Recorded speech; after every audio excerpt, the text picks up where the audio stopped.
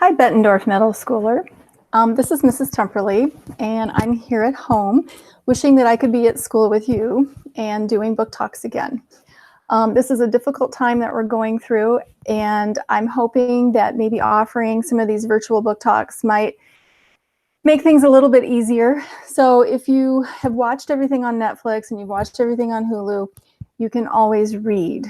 And the books that I'm going to be book talking over the next several weeks are available to you online, mostly through Mac and Via, but there might be a few other things that I will throw in there that you do have access to if you have Wi-Fi.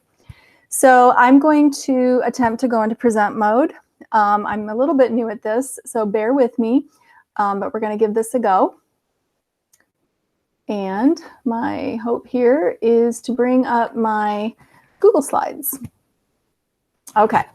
So I think I've done this correctly. I think I can close that little window too. All right. So today is Monday, April 20th. And again, this is my first book talk. I was sort of hoping that future book talks would be done maybe in front of my fireplace, but it's a little warm today. So I'm sitting on the couch instead. The book I'm going to be talking to you about today is Kalahari by Jessica Khoury, and it is an adventure survival book. It was nominated for the Iowa Teen Award this year, in case you didn't know that. This book is more than appropriate for students in grades 6, 7, and 8. I'm going to introduce you to the main character. This is teenager Sarah, and she is the daughter of zoologists, people who study animals. And the setting of our story, and I'll get back to that. The setting of our story is the Kalahari Desert, where her parents have been doing some research. And one of the things that Sarah does get to do is take people basically on safari, kind of like a tour of the desert.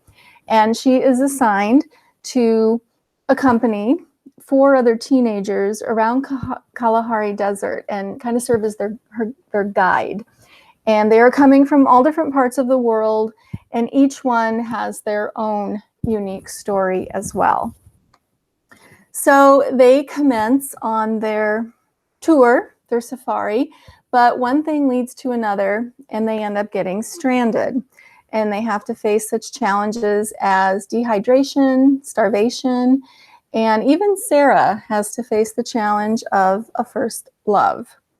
But the biggest thing that they encounter from a challenge perspective is when they are attacked by a lion. And it's not just any lion. This lion doesn't look like other ones. He has a silver sheen to his coat, and he is especially violent. In fact, the attack on the teens is unprovoked. Well, eventually it's discovered that this unusual lion is the product of some sort of a virus. No, I know what you're thinking. We're not talking about COVID-19, but a different kind of virus that is causing the unusual behavior in this animal and other animals.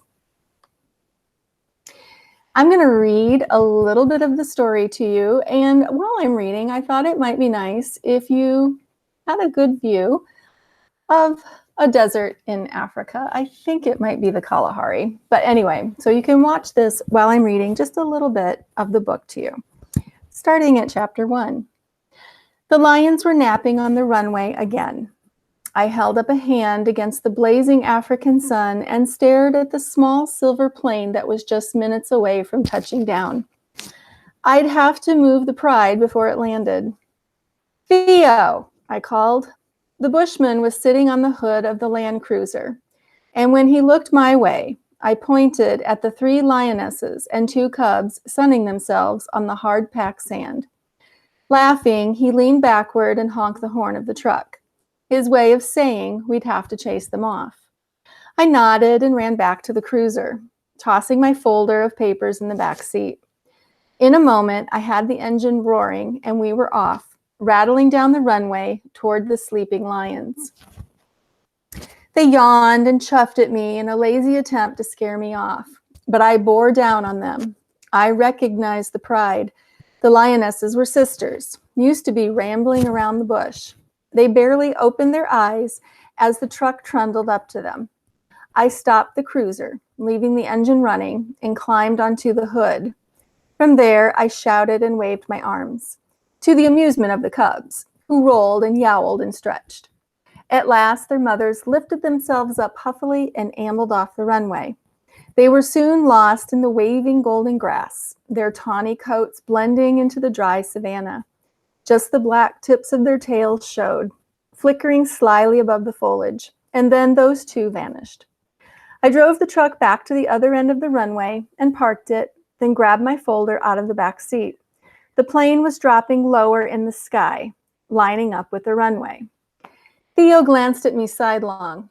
He was part bushman, with the lovely golden skin characteristic of his nomadic ancestors, and though he was older than my father, he was no taller than I was. He had found a praying mantis somewhere, and the insect was crawling over his hands from one to the other. As soon as it crawled onto one hand, he lifted the other and placed it in front, so that the mantis was continually crawling forward, but getting nowhere. Theo could charm any creature that walked, crawled, flew, or slithered. "You look like you got a toothache, girl," he said. "2 weeks," I murmured, my eyes still on the plane.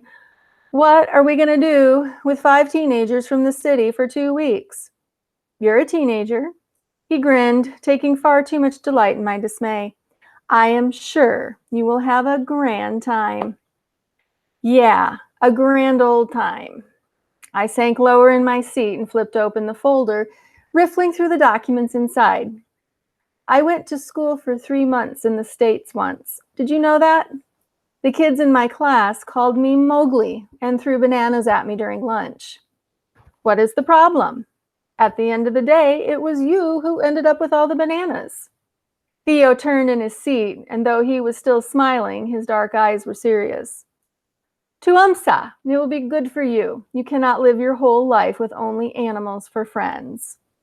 "I can try," I sighed and shut the folder. The plane touched down in a cloud of dust, its silver sides reflecting golden grass and blue sky. It taxied down the short length and then turned, the propeller whipping up a whirlwind of sand. Theo and I got out of the truck and walked toward the plane, and I held my scarf over my mouth and nose to keep from breathing in the dust. After the engine died and the propeller wound down, the pilot ran around the front of the plane and opened the passenger door. I drew a deep breath and put on what I hoped looked like a welcoming smile. "And here we go," I muttered through my teeth. All right. So I'm going to see if I can get back out of that and come back to me. Yep, there I am. Okay. So if that sounds good to you and it's something that you would like to read, next I'm going to show you what you would need to do next to access this book. So I'm going to go back into present mode. Again, just bear with me. I'm still learning how to navigate through this Google Meet stuff. 1 second.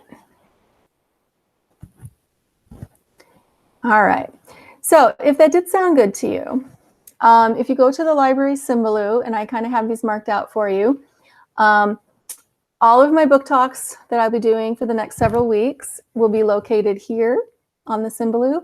And then this is the Mac and Via tile. And to log into Mac and Via, just a reminder, it's your 6-digit username and your 6-digit password without the BCS. If your username and password do not work, please email me. From there, you're going to, once you get onto Mac and Via, you're going to click Groups on the left, and then it'll be the first list that says something to the effect Mrs. Temperley's Virtual Book Talks. I also wanted to mention that if you weren't going to use your Chromebook, if you do have a smartphone, there is a Mac and Via app that works on both Android and iOS. Again, you would just need to set up your account in the app using your 6-digit username and your 6-digit password.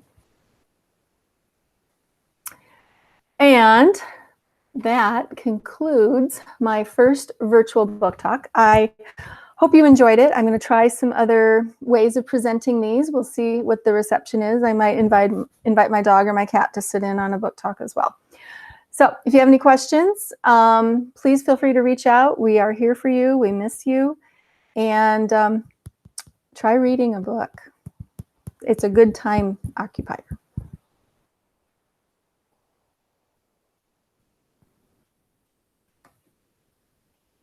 I am trying to figure out how to stop recording. There we go. Okay.